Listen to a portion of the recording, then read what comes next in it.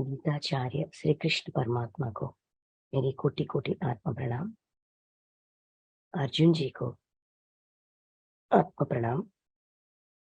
वेद व्यास भगवान को आत्म प्रणाम। श्री गणेश जी को मेरी कोटि कोटि आत्म प्रणाम।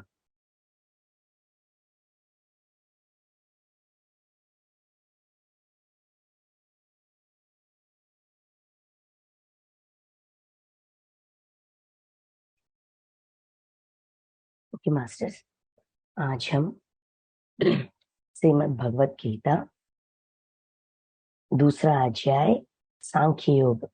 सांख्य योग में कल हम 15th श्लोक तक बात कर चुके हैं। डिस्कशन हो गई हमारा। श्री कृष्ण भगवान अपना सलाह, जैसा अर्जुन ने मांगा, मैं आपका शिष्य हूँ, शरणागत हूँ, मुझे सलाह दीजिए, अपना निर्णय मैं ले नहीं पा रहा हूँ, मेरा खुद का सोच सब कुछ काम नहीं कर रहे हैं, खुद का ज्ञान काम नहीं कर रहे हैं, तो मुझे सलाह दीजिए, मैं आपका शिष्य हूँ। ऐसा कहने के बाद 11th श्लोक से शुरू किया है श्री कृष्ण भगवान ने, और हमने 15 श्लोक तक कल डिस्कस किया था। अभी 16th क्या कहा था कि न शोषयन्ति, किसके लिए शोक नहीं करना है, उसके लिए शोक कर रहे हो। इस अनुचित समय पर तुम्हें ऐसा मोह क्यों आई? और ये जो राजा है, तुम, मैं और ये राजा सारे काल में, मतलब भूत भविष्य वर्तमान तीनों काल पे है। और जैसा शरीर को बालावस्था, वृद्धावस्था, यवनावस्था ऐसा स्थिति होती है, यवन स्थिति ऐसा होती है, वैसे ही जीवात्मा को भी होती है, ऐसा समझाए थे। ऐसा बात समझाने के बाद कह रहे थे कि दुख और सुख दोनों को एक समान देखने की ऐसा अपना स्थिति को बढ़ाओ, क्योंकि समय हमेशा वही नहीं रहती, समय बदलती जाती है, परिस्थिति बदलती जाती है, अपना स्वभाव, अपना भावना भी बदलती जाती है, क्योंकि विषयेंद्रिय संयोग की वजह से ही अपने अंदर ये भावना उठती है, और वो भी बदलती जाती है, समय के साथ बदल जाती है। इसीलिए सहो, दर्द को, पीड़ा को, भावनाओं को सहो, क्योंकि ये सहना कैसा होगा, कैसे सह पाऊंगा, कैसे कि स्पोर्टिव स्पिरिट से, मतलब जैसे बच्चे हैं अपने बचपन में कैसे होते हैं, चाइल्डहुड में हम कैसे होते हैं, इस क्षण में झगड़ा किया और उस क्षण में दोस्ती कर लिया, ऐसा अपने अंदर जब हम इस बचपना को, स्पोर्टिव स्पिरिट को खेलते समय कैसे कहते हैं, खेलते समय धक्का देते हैं, फिर वही आदमी को हाथ देते हैं उठने के लिए, वैसा स्पोर्टिव स्पिरिट के साथ रहेंगे तो ये मुमकिन है। समय के साथ अपनी भावनाओं को, दर्द को, सब कुछ को सहना मुमकिन है, ऐसा कहा गया था। अभी 16 असत वस्तु की तो सत्ता नहीं है, और सत्ता का अभाव नहीं है। इस प्रकार इन दोनों का ही तत्वज्ञानी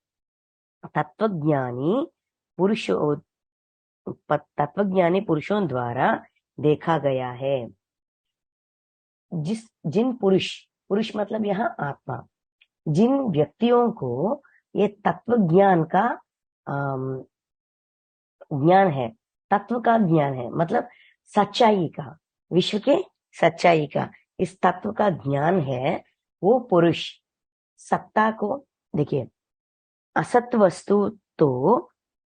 वस्तु की तो सत्ता नहीं है, असत वस्तु, असत्तु और सत्तु, मतलब असत्तु मतलब जिसका कोई आधार नहीं है। असत्तु असत्य वस्तु की तो सत्ता नहीं है। उनका उनकी उनकी मतलब उसका सत्ता नहीं है, वो नहीं रहती। हमेशा रहने वाले वस्तु को, चीज को या भावना को सत्ता कहते हैं। अम, अ, सत्ता सत्ता सत्ता कहते हैं। और असत्तु सत्तु, जो नहीं रहती, जो हमेशा नहीं रहती, निरंतर नहीं रहती, वो असत्तु, असत्तु वस्तु। सत्तु वस्तु ये है जो हमेशा रहती है। जो असत्तु है उनके लिए रोना या शोक मनाना ठीक नहीं है। जो सत्तु है उनके लिए शोक मनाना या उनके लिए उनके बारे में गौर करना, देखना ठीक है। यहाँ कौन सा वस्तु असत्तु है, कौन सा वस्तु सत्तु है? ये भावनाएं, ये शरीर, ये सब कुछ असत्तु, मतलब वो हमेशा नहीं रहते, समय के साथ बदलती है। कौन सा वस्तु सत्तु है? हमारी अंदर का जीवात्मा। जीवात्मा, आत्मा, परमानेंट, टेम्पररी और परमानेंट। इजी बातों में कहा या गया जाए तो असत्तु मतलब टेम्पररी, सत्तु मतलब परमानेंट। ये भावना, ये स्थिति, ये परिस्थिति, ये सब कुछ बदलती जाती है। हमारी सोच विचार भी बदल जाती है, लेकिन हमारे अंदर का जीवात्मा हमेशा रहती है। इसीलिए अपनी जीवात्मा के बारे में सोचो।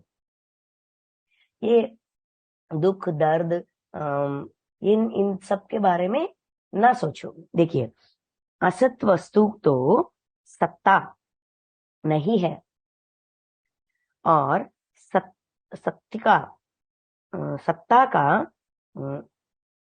सत्य का, सत्य का अभाव नहीं है। ये हमेशा नहीं रहती, ऐसा कोई समस्या ही नहीं। सत्य का हमेशा रहती है।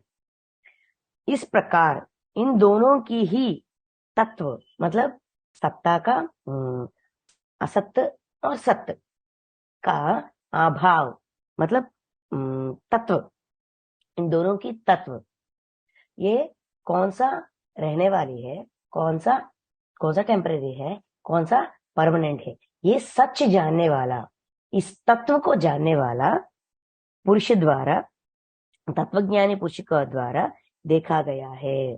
ये तत्वज्ञानी पुरुष के द्वारा देखा गया है।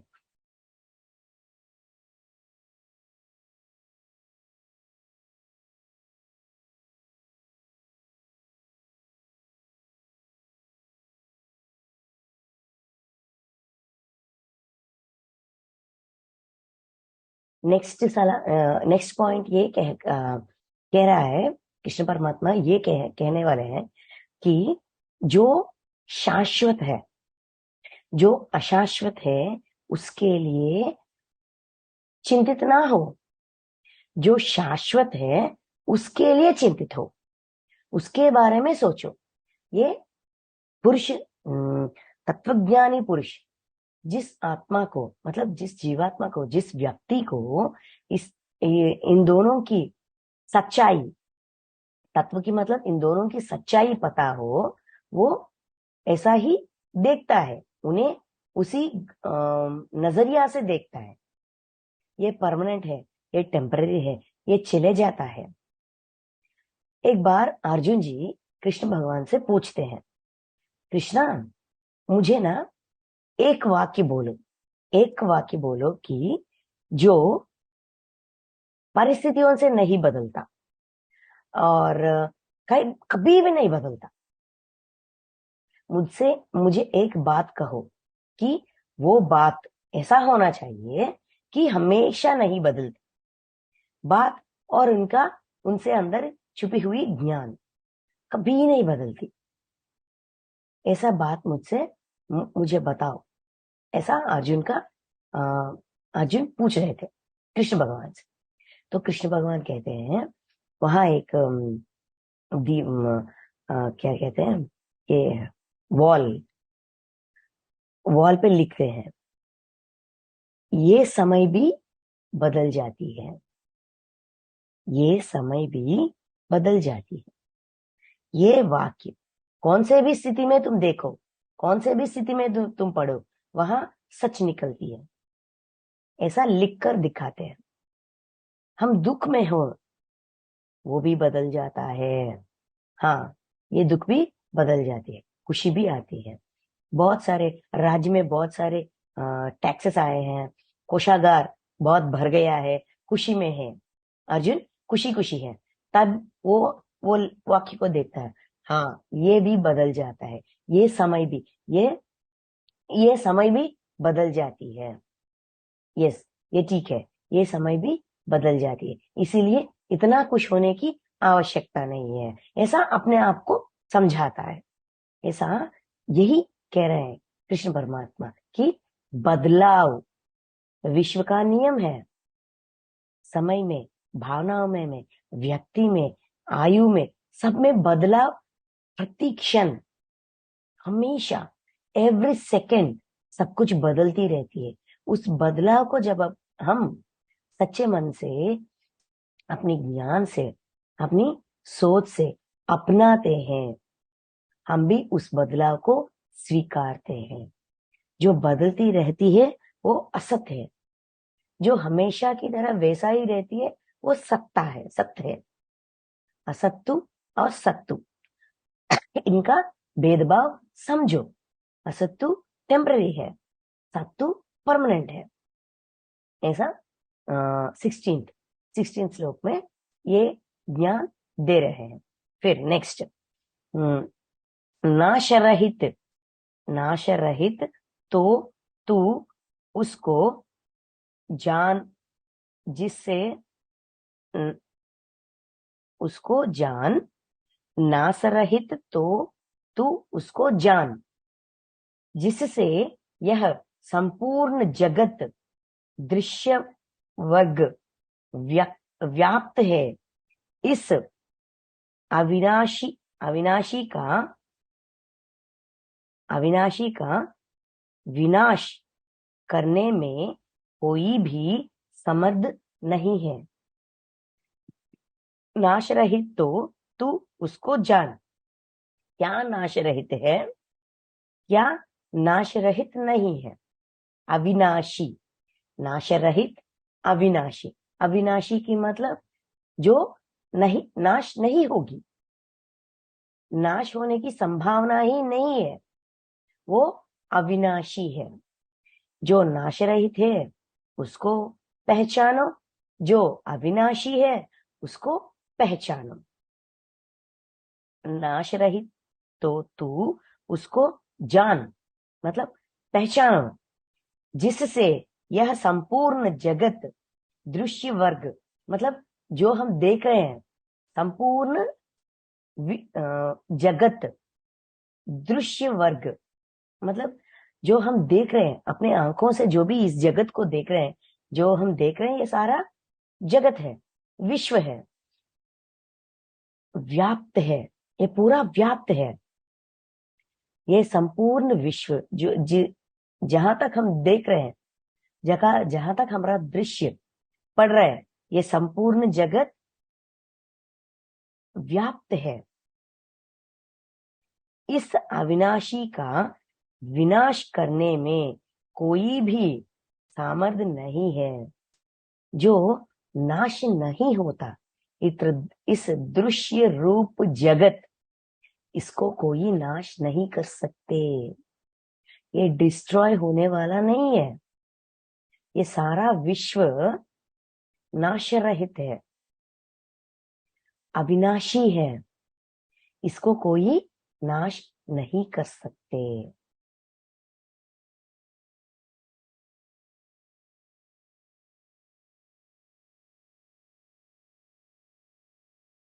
उसके बाद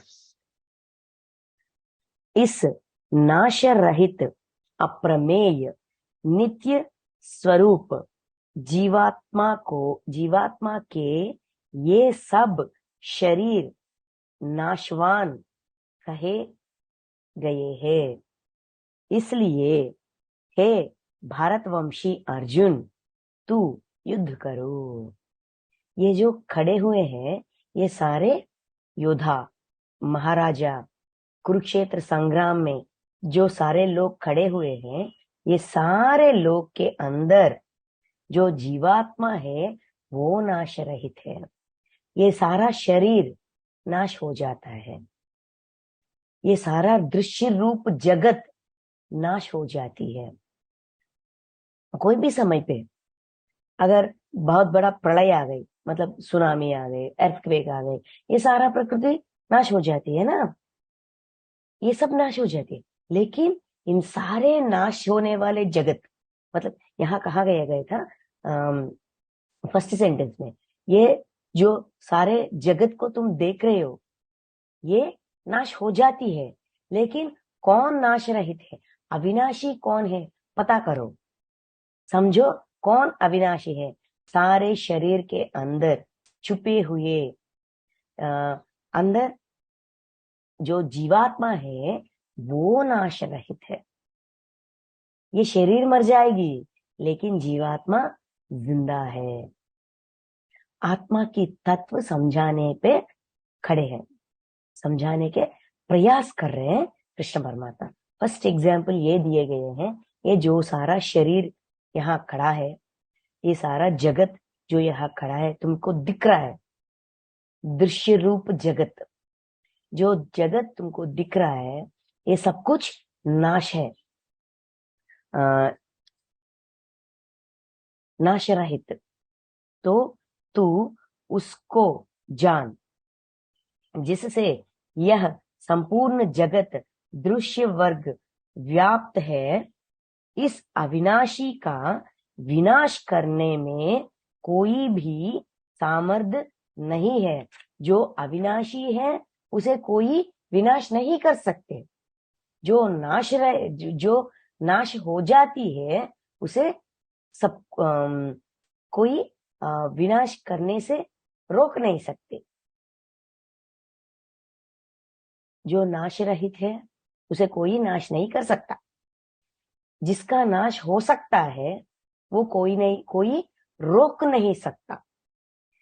अब क्या कौन सा नाश रहित है, कौन सा अविनाशी है? जीवात्मा नाश रहित है, जीवात्मा अविनाशी है। ये जो शरीर तुमको दिख रहा है, तुम्हारी आंखों से तुम देख रहे हो, ये जो शरीर को तुम देख रहे हो, ये सब दृश्य रूप जगत को तुम देख रहे हो, ये सब कुछ का नाश हो जाती है। ये मुमकिन है, जीवात्मा को नाश करना नामुमकिन है। जिस शरीर में ये जीवात्मा है उस शरीर को नाश करना मुमकिन है। इस दृश्य रूप जगत को नाश करना मुमकिन है। इसका आंतर्य समझो, असत्तु और सत्तु, नाश रहित और नाश को जिसको है वो समझने की प्रयास कर, समझाने की प्रयास कर रहे हैं। मतलब ये शरीर मर जाएगी लेकिन इसके अंदर जो जीवात्मा है वो हमेशा जीवित रहती है, ये समझा रहे हैं। देखिए, इसीलिए हे भारतवंशी अर्जुन, तू युद्ध करो।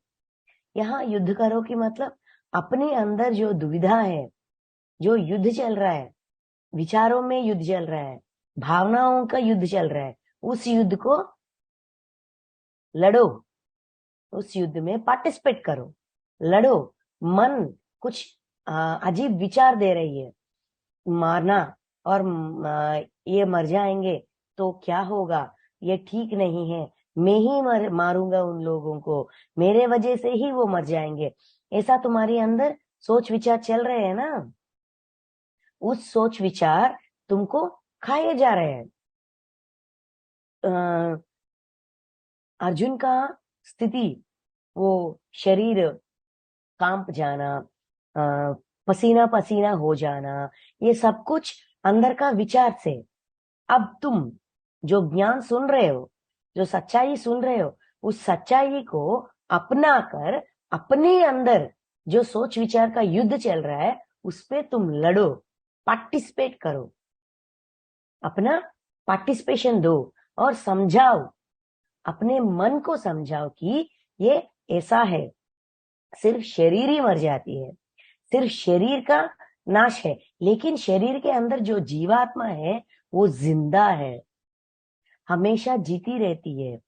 वो जीवात्मा तरह तरह की शरीर लेकर अतीत में भी है, अब है, वर्तमान काल में है और भविष्य काल में भी रहेगी। उस स्टेटमेंट को और प्रूफ्स दे रहे हैं। ऐसा कैसा मुमकिन है? हम सोचते हैं ऐसा कैसा मुमकिन है, मुझे तो कुछ याद नहीं है। जो मुझे याद है, जो मुझे पता है, वही को मैं मानती हूँ, उसी को मैं मानती हूँ। अगर किसी ने आकर मेरे सामने कहते हैं कि तुम अतीत में भी हो, मतलब भूतकाल में भी हो, वर्तमान काल में भी हो और भविष्य में भी रहेंगे, ऐसा कहेंगे तो मैं मानूंगी क्या? सिर्फ कहने से मैं मानूंगी क्या? नहीं मानूंगी ना। इसीलिए उस स्टेटमेंट को, वो स्टेटमेंट 100% सच है, क्योंकि सिर्फ शरीर को ही नाश होती है। असत्तु शरीर है, सत्तु उसके अंदर का जीवात्मा है। शरीर नाश, शरीर का नाश हो जाती है, लेकिन नाश रहित अविनाशी जिसके शरीर के अंदर जो जीवात्मा है वो अविनाशी है। इसीलिए तुम इस सच को मानकर, समझकर, अपना कर, अपनी अंदर जो युद्ध चल रहा है उस युद्ध में तुम पार्टिसिपेट करो और अपने आप को समझाओ। जब हम अपने आप को समझाएंगे तभी कुछ कार्य कर पाएंगे।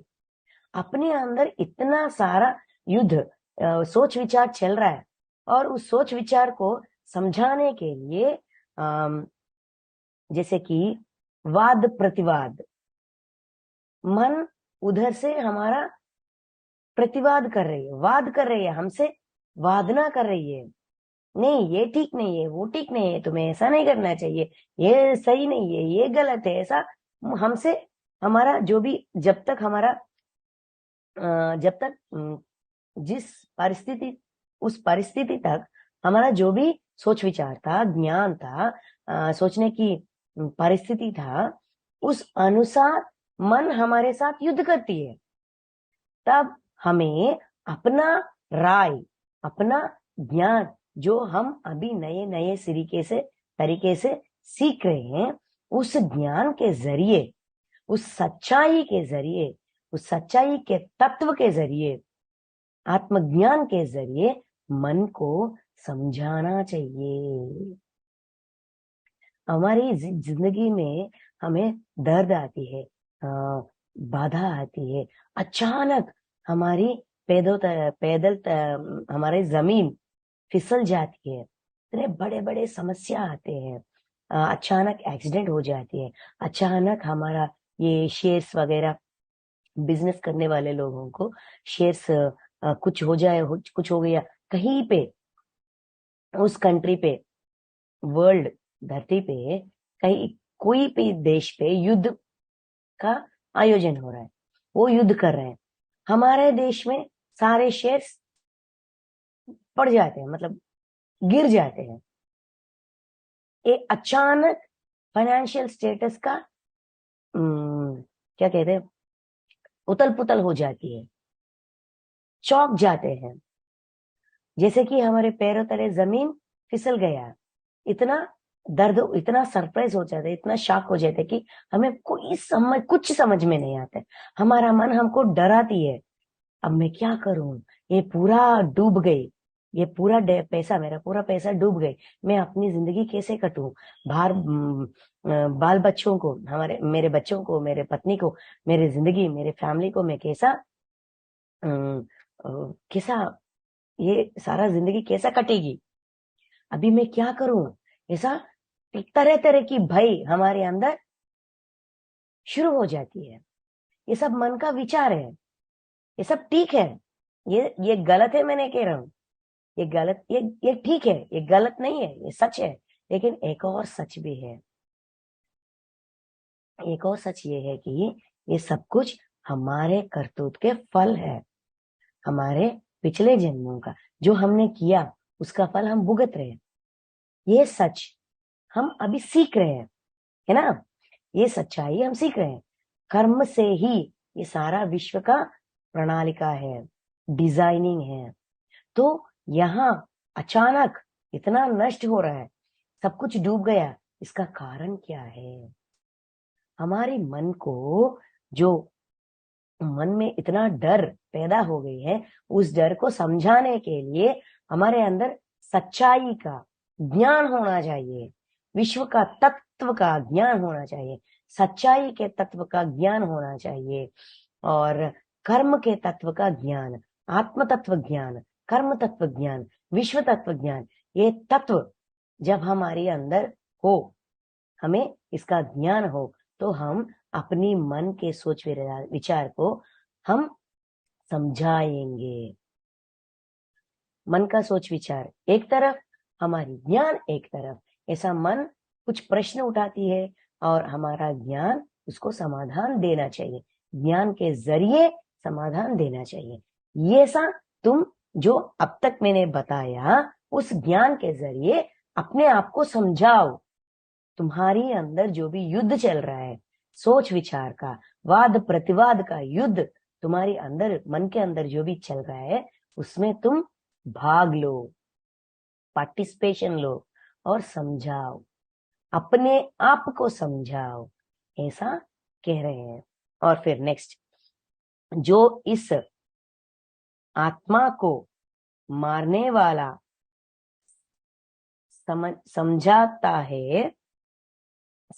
है तथा जो इसको मरा मानता है, वे दोनों ही नहीं जानते, क्योंकि यह आत्मा वास्तव में ना तो किसी को मारता है और ना किसी के द्वारा मारा जाता है। जो इस आत्मा को मारने वाला समझता है, जो व्यक्ति आत्मा को मार सकते, आत्मा मर जाती, आत्मा मर जाती है, जो ऐसा मानते हैं, तथा जो इसको मरा मानता है, ये मर भी जाती है। मतलब आत्मा को मारना मुमकिन है और आत्मा मर जाती है।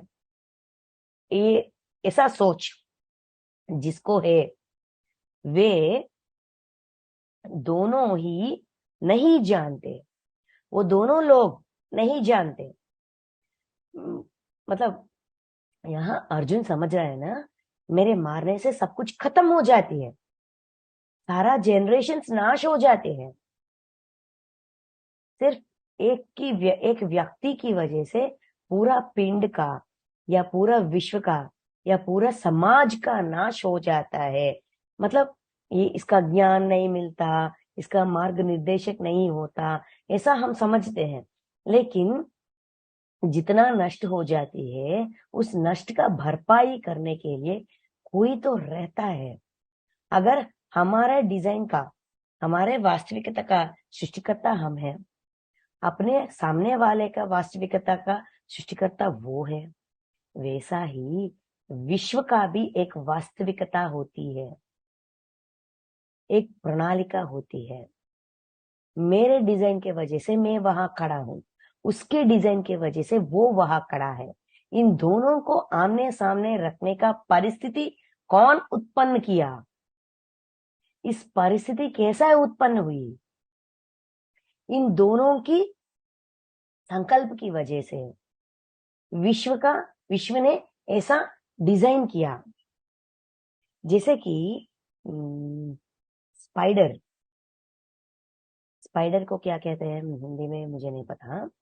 स्पाइडर होती है, स्पाइडर का वेब देखिए, उसका वेब कितना बारीकी तरीके से उसका निर्माण होता है। इस रस्सी में ये वाला, इसमें ये कहाँ से शुरू हुई, कहाँ से ऐसा मोड़ लिया, कहां से इस मोड़ लिया, इस मोड़ लेने के बाद कौन सा मोड़ लिया, ये कैसा हुआ, उसका निर्माण उस स्पाइडर ने कैसा किया, क्या हम समझ सकते हैं? एटलीस्ट हम कर पाते हैं? ये मूवीज में ऐसा दिखाते हैं ना कि बहुत गहराई से, बहुत ऐसा वेब्स वेब्स दिखाते हैं। वो सब कुछ तोड़कर हीरो अंदर जाता है और देखता है, प्रूफ्स के लिए सर्च करता है, ढूंढता है पुराने घरों में, वो सब कुछ वो बनाते हैं। लेकिन जैसा स्पाइडर बनाती है वैसा वो बना नहीं पाते। बस कर पाते मशीन्स के साथ, कुछ स्प्रे के साथ, रस्सियों के जरिए बनाते हैं, बनते हैं, बनाते हैं। ठीक है, लेकिन वो अब तक कोई उसका वो इतना बारीकी तरह से वो रस्सी भी, स्पाइडर का वेब का वो धागा धागा होती है ना, वो धागा भी इतना पतला होता है, इतना पतला, और उसका निर्माण भी वैसा ही। विश्व का परिस्थितियों का निर्माण, विश्व का डिजाइनिंग भी होता है। वो विश्व का डिजाइनिंग हमारा डिजाइन पे आधार है। हमारा डिजाइन, लाइफ का डिजाइन, परिस्थिति का डिजाइन, इस आदमी को मुझे मुझे इस आदमी को मारना है, ये मेरी डिजाइन का, मेरी कर्म ऋण है। पिछले जन्म में इसने मुझे मारा, इस जन्म में मैं इसे मारूंगा, ये मैंने डिजाइन कर दिया, मैंने सोचा ऐसा, मेरा प्रणालिका ऐसा था। लाइफ डिजाइनिंग, लाइफ का डिजाइनिंग जन्म लेने से पहले महाकारण लोकों में ऐसा मैंने डिजाइन करके यहां आई हूं। वो डिजाइन संपूर्ण हो, कौन करेगा? ऐसा परिस्थिति विश्व निर्माण करती है, और उस परिस्थिति में मैं अपने आप चले जाती हूँ, और जो मेरी डिजाइन है वो संपूर्ण करने के लिए वहां मैं खड़ा रहती हूँ और करने के लिए सिद्ध हो जाती हूँ। वैसा ही यहाँ कह रहे हैं जी, इस आत्मा को मारने वाला समझा। अगर तुम समझ रहे हो अर्जुन, अगर तुम समझ रहे हो कि आत्मा को मार सकते हो और आत्मा मर जाती है, ऐसे सोच होने वाले दोनों भी, वो सोच गलत है। ये नामुमकिन है। आत्मा ना ही मरती है, ना ही आत्मा को मार सकते हैं।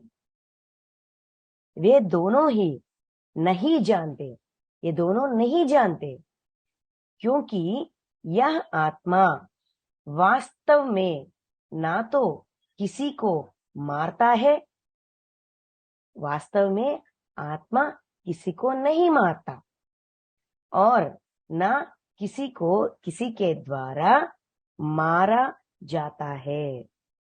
आत्मा वास्तविक में ना ही मारता है और ना ही मारा जाता है। एक मिनट मास्टर्स।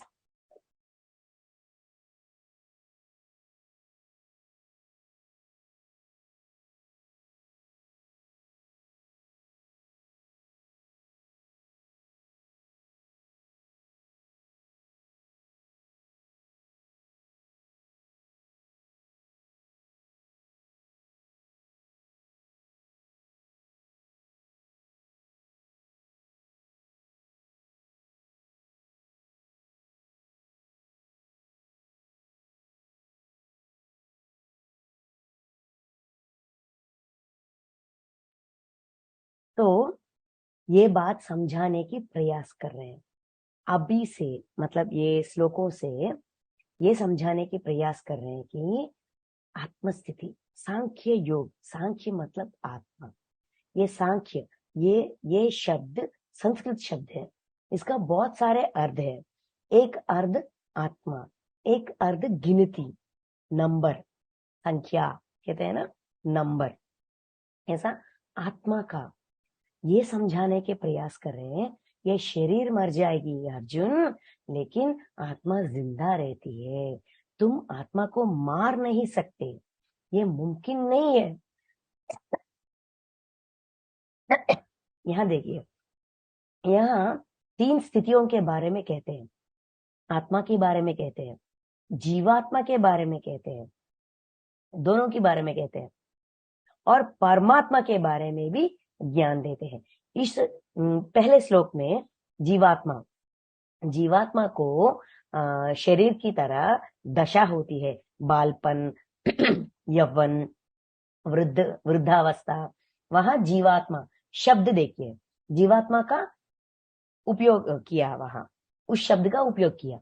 यहाँ आत्मा शब्द का उपयोग किया, मतलब आत्मा जो महाकारण लोकों में रहती है, उसको मारना या वो मर जाती है, ऐसा भावना किसको है? वो उसको सच्चाई का नहीं पता है, इसीलिए वो ऐसा सोच रहा है। आत्मा का सच ये है कि ना ही वो मरती है, ना कोई उसको मार नहीं सकते, कोई उसको मार नहीं सकते, ये बताया गया है।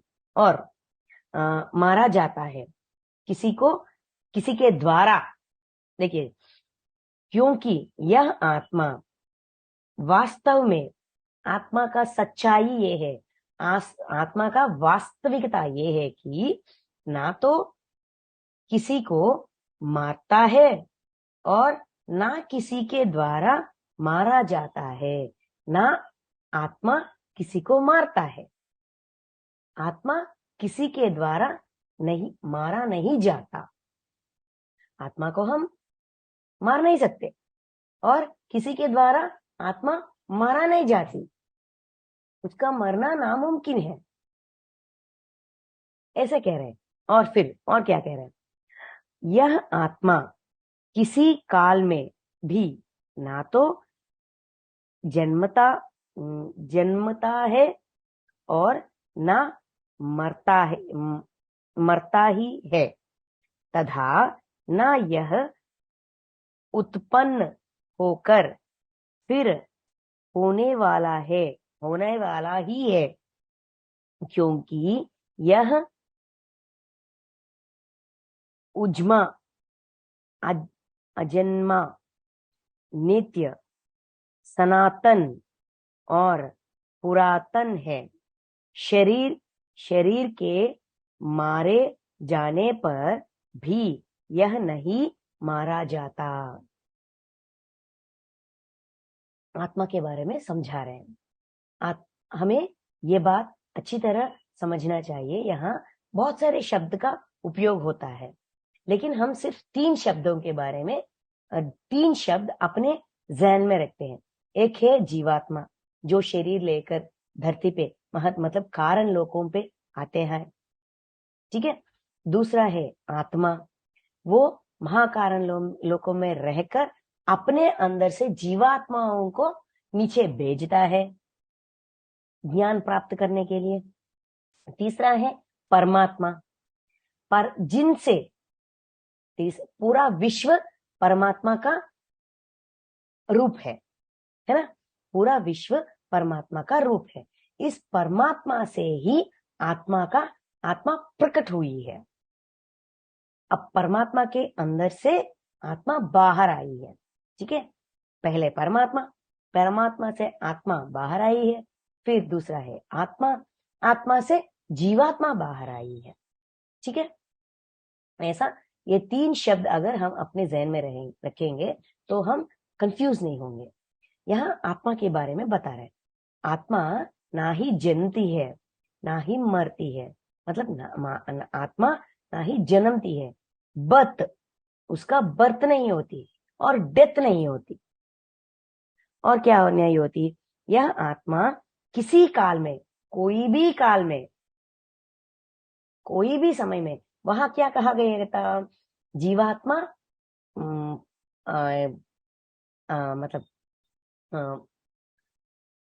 वास्तव, वर्तमान, भूत, भविष्य, वर्तमान, तीनों काल में जीवात्मा है, तरह तरह की शरीर लेकर है।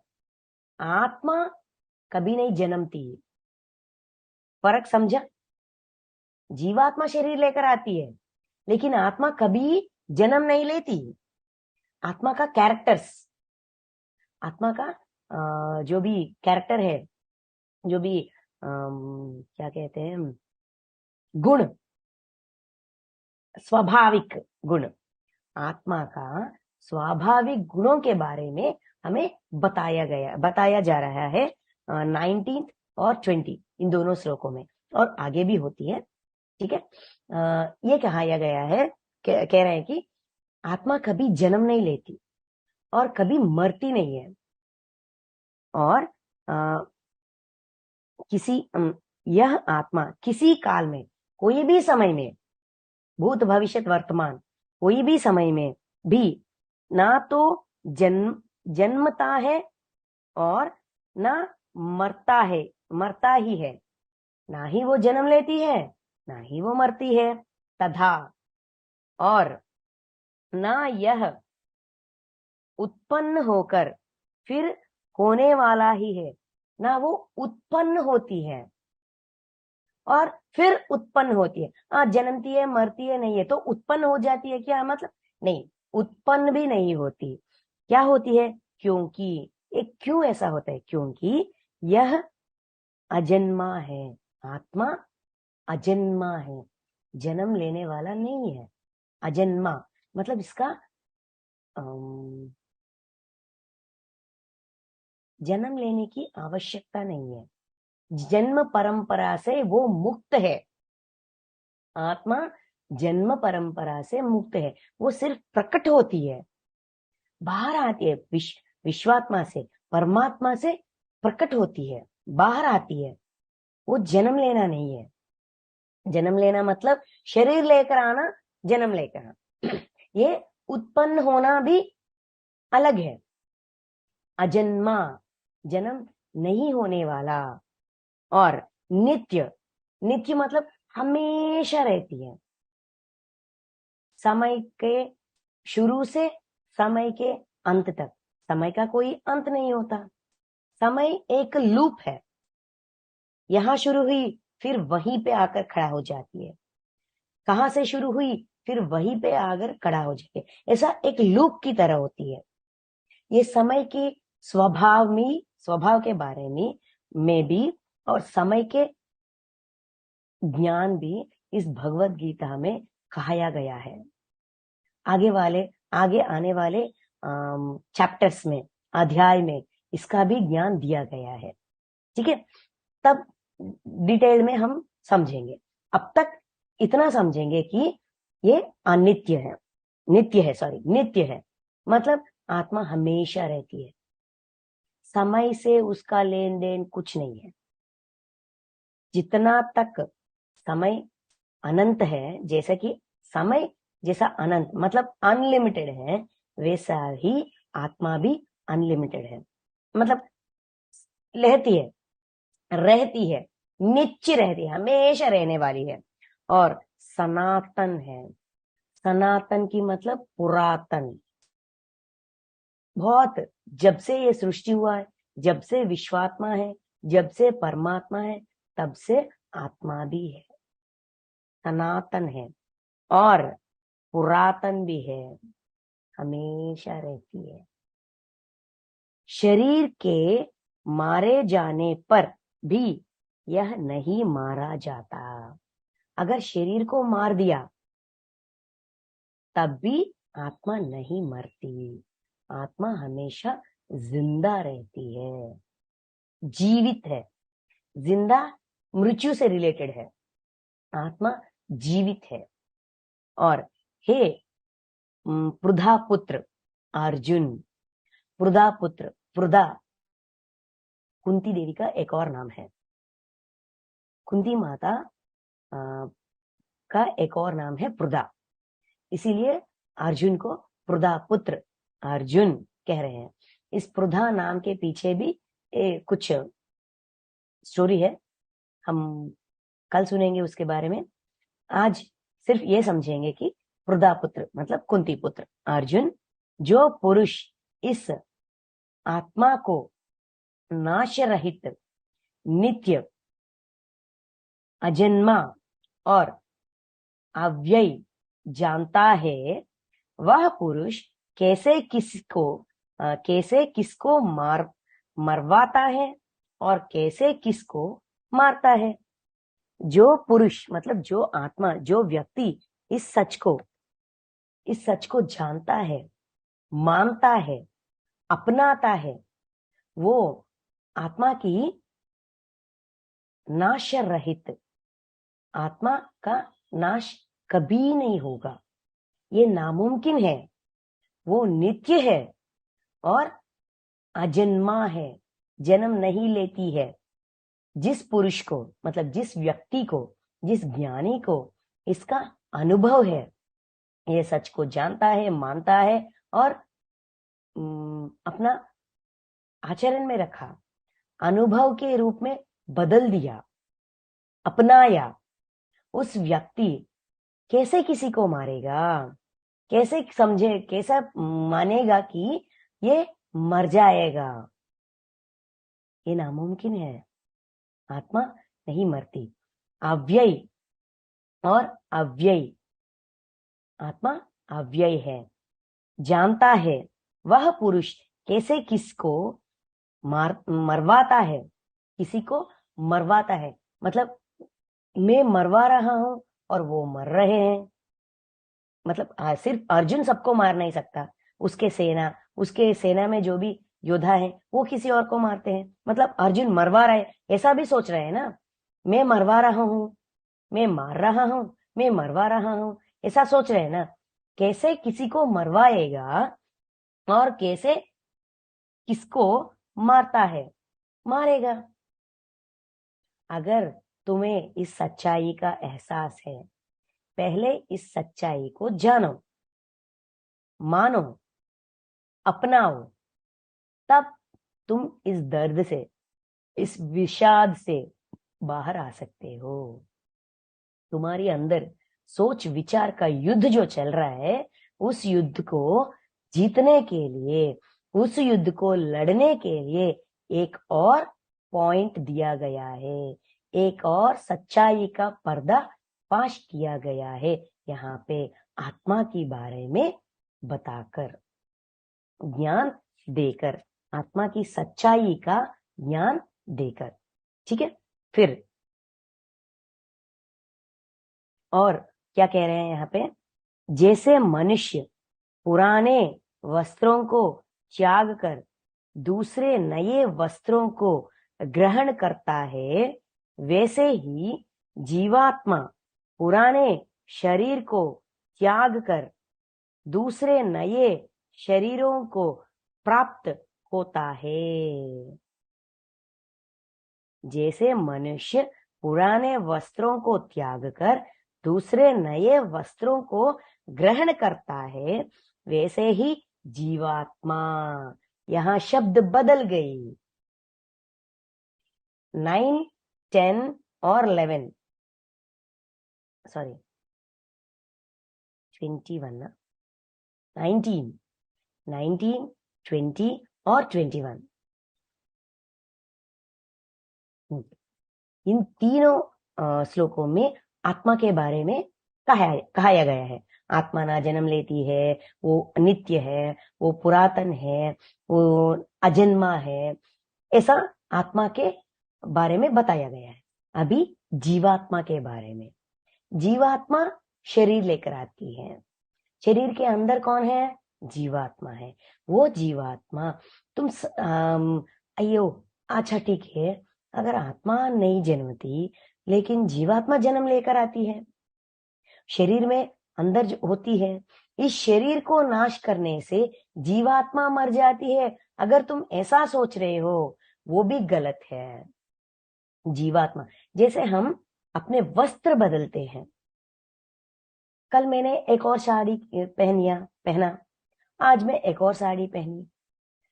देखिए, वस्त्र को ग्रहण करते हैं, पुराने वस्त्र, मनुष्य पुराने वस्त्र को निकालकर, त्याग कर, छोड़कर, जो हमारे साड़ियां, ड्रेसेस, जो भी हो, कपड़े, हमारे पास कपड़े पुराने हो जाते तो हम अपने अलमारी से निकाल देते हैं और वो छोड़ देते हैं, या तो दान में देते हैं या तो किसी को अगर चाहो तो ले लो, ऐसा देते हैं, या कूड़ेदान में फेंक दे हैं, कूड़े में फेंकते हैं, है ना। वस्त्र, पुराने वस्त्र फेंकने के समय हमारी भावना, क्या हम रोते हैं, दर्द महसूस करते हैं, बाधा महसूस करते हैं, पीड़ा महसूस करते हैं? नहीं ना। अरे यार ये फट गई, छोड़ दो, खुशी खुशी से उसे छोड़ देते हैं, त्याग देते हैं, और खुशी खुशी नए वस्त्र पहनते हैं। नए वस्त्र पहनने के समय हम कितना खुशी हो जाते हैं, पुराने वस्त्र को त्याग होने में हमें कितना खुशी मिलती है। कोई रिएक्शन नहीं, दर्द नहीं होती, पीड़ा नहीं होती, बाधा नहीं होती। वैसा ही जीवात्मा नए शरीर को, पुराना शरीर को त्यागती है और नए शरीर को पहनती है। इतना सिंपल से, इतना रिएक्शन लेस जीवात्मा ऐसा पुराना शरीर को छोड़ जाती है, त्यागती है और नए शरीर लेकर आती है। जीवात्मा में भी कोई दर्द, कोई बाधा, पीड़ा, अयो मेरा शरीर ऐसा रोती नहीं है, बस छोड़ जाती है और चले जाती है, और नए शरीर का निर्माण के लिए अपना डिजाइनिंग में आगे बढ़ जाती है। ये कह रहे हैं। सिर्फ उतना ही नहीं, ऐसा अभी जीवात्मा के बारे में समझा रहे हैं। नेक्स्ट 23, क्योंकि यह आत्मा अच्छेद है, यह आत्मा अदाह्य,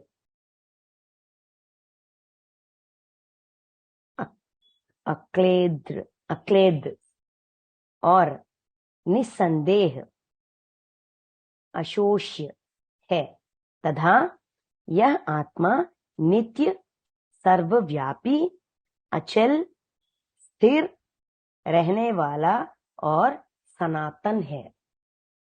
फिर अभी आत्मा के बारे में बता रहे। जब आत्मा के बारे में ज्ञान दे रहे हैं, अर्जुन जी ऐसा देखकर कृष्ण परमात्मा के और देख रहे हैं ना, देखने के समय उसके अंदर क्वेश्चंस भी आ रहे हैं। अगर आत्मा ऐसा है, आत्मा न जन्म नहीं लेती, ऐसा जन्म नहीं लेती, वो नहीं आती, ऐसा कह रहे हैं ना, तो फिर जो यहाँ शरीर लेकर आया, उस जीवात्मा को दर्द होगी, उस जीवात्मा रोएगी, उसके बारे में क्या?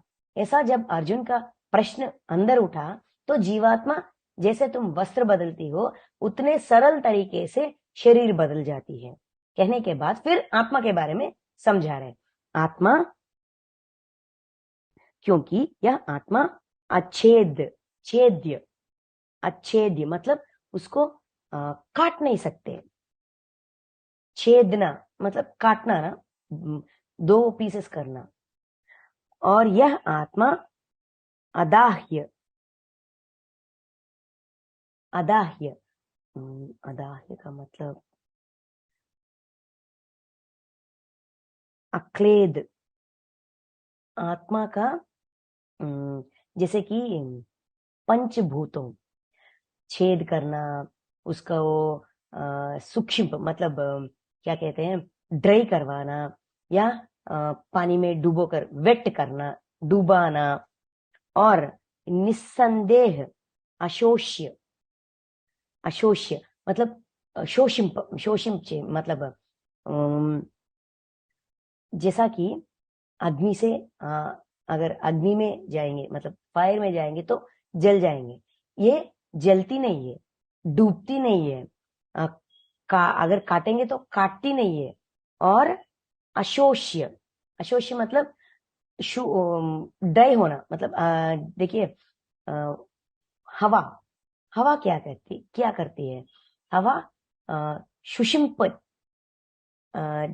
शुष्क చేస్తుంది, मतलब कैसे समझाएं? हाँ, किसमिस, अंगूर, अंगूर होती है ना, अंगूर जब फ्रेश अंगूर आती है तो वो ऐसा गोल गोल और सॉलिड ऐसा होती है ना। जो उस अंगूर को अगर हम धूप में रखें, ड्राई किशमिश हमको आती है ना, ड्राई किशमिश, उस ड्राई किशमिश को कैसा ड्राई करते हैं? धूप में रखते हैं क्या? धूप में नहीं रखते, उसको ना छांव में ऐसा रखते हैं। ऐसा रखने से वो क्या होती है, कुछ दिन बाद वो ऐसा श्रिविल्ड हो जाती है, ड्राई हो जाती है। वहां क्या हुआ? हवा की हवा, उसके अंदर का जो गीलापन है, फ्रेश ग्रेप्स में गीलापन, वाटर होती है, वाटर कंटेंट होती है ना। और ड्राई ग्रेप्स में वो वाटर कंटेंट खत्म हो जाती है। वो वाटर कंटेंट कैसे खत्म हुआ? वो धूप में नहीं रखते। किसमिस, ड्राई किसमिस, ड्राई ग्रेप्स को धूप में रखने से वो ऐसा नहीं होते, छांव में रखना चाहिए। जब छांव में रखते हैं, हवा की वजह से, हवा का यही काम है कि वो सारे गीलापन, पानी, वाटर कंटेंट को ले जाती है। मतलब उस ग्रेप को सूक्ष्म, श्रिविल्ड कर दिया। वो हवा का काम है, मतलब वायु का काम है। वायु किसी को सूक्ष्म करती है, मतलब श्रिविल्ड करती है, ड्राई कर देती है। वैसा आत्मा को कर नहीं सकते। मतलब पंचभूत का शक्ति आत्मा में, आत्मा पे नहीं चलती, वो कुछ नहीं कर सकते। अग्नि, वायु, जल और क्या कहते हैं, खड्ग से छेद नहीं कर सकते। उसको काटना या रंध्र, मतलब होल्स करना, ये सब कुछ मुमकिन नहीं है आत्मा में। आत्मा को ऐसा करना मुमकिन नहीं है। यह आत्मा क्यों मुमकिन नहीं है? रीजन है, यह आत्मा नित्य है। आत्मा नित्य है, हमेशा रहती है, सर्वव्यापी है। सर्वव्यापी, सारा विश्व में व्यापी है, ये सारे तरह में है। व्यापी मतलब स्प्रेड, वो हमेशा सारे जग में स्प्रेड हुई है। मतलब आत्मा परमात्मा से बाहर आई, प्रकट हुई। परमात्मा सारा विश्व में प्रकटित है, प्रेजेंट है, व्यापी है। वैसा ही आत्मा भी व्यापी है, सर्वव्यापी है। और अचल, चलती नहीं है, अचल है, स्थिर है, स्थाणु, स्थिर, स्टैंडर्ड रहते। अचल मतलब अचंचल, अचल मतलब अचंचल, चंचल नहीं है, रिएक्शंस नहीं देती। आत्मा से जीवात्मा बाहर आई, शरीर लेकर यहाँ हम आ गए, हमारी आत्मा वहां पे है। हम जो भी कांड करते हैं, जो भी करतूत करते हैं, जो भी गलत काम करते हैं, अच्छे काम करते हैं, अगर अच्छा काम करिए, a very good very good very good very good, ऐसा प्रोत्साहित नहीं करती। अगर हमने गलत काम किया, अयो ये तुमने क्या किया, क्यों ऐसा कर रहे हो, ऐसा विचार भी नहीं करती। अचंचल, कोई रिएक्शन नहीं देती, बस देखती रहती है। जो मेरी जीवात्मा नीचे जाकर क्या काम कर रही है, सब देखती रहती है। इसीलिए आत्म तत्व की मतलब साक्षी तत्व, बस देखते रहना, नो रिएक्शन, अचंचल। अचल मतलब अचंचल, चंचल नहीं होती, रिएक्शन नहीं देती। जो भी हम करते हैं, बस साक्षी, साक्षी बनकर देखती रहती है, अचल। और स्थिर, स्टैंडर्ड, स्थिर है, हमेशा स्थिर है। मतलब स्टैंडर्ड ऐसा रहती है, जैसा काम भी हम करें वो कुछ नहीं करती, वहीं पे रहती है। रहने वाला और सनातन है। आत्मा सनातन है, पुरातन है। जब से ये सृष्टि का निर्माण हुआ तब से भी है, वो सनातन है, ऐसा कह रहे हैं। ठीक है, और आज हम यहाँ रोकते हैं, बंद करते हैं। और इसके बारे में और आत्मा के बारे में और बहुत श्लोक है। पहले आत्मा के बारे में और जीवात्मा के बारे में और परमात्मा के बारे में समझा रहे हैं। जब हम ये सच्चाई समझेंगे तभी हमारे अंदर से 50% to 60% दर्द खत्म हो जाएगा। नहीं आएंगे सोचेंगे तो दर्द होगा, नहीं वापस आते हैं, ये मुमकिन है, इसका कोई विनाश नहीं कर सकता। ऐसा अगर हमको ये ज्ञान होगा तो हम उस ज्ञान के बलबूतों पर सोचेंगे, इसीलिए हमारा दर्द कम हो जाता है। ठीक है, thank you masters, thank you so much.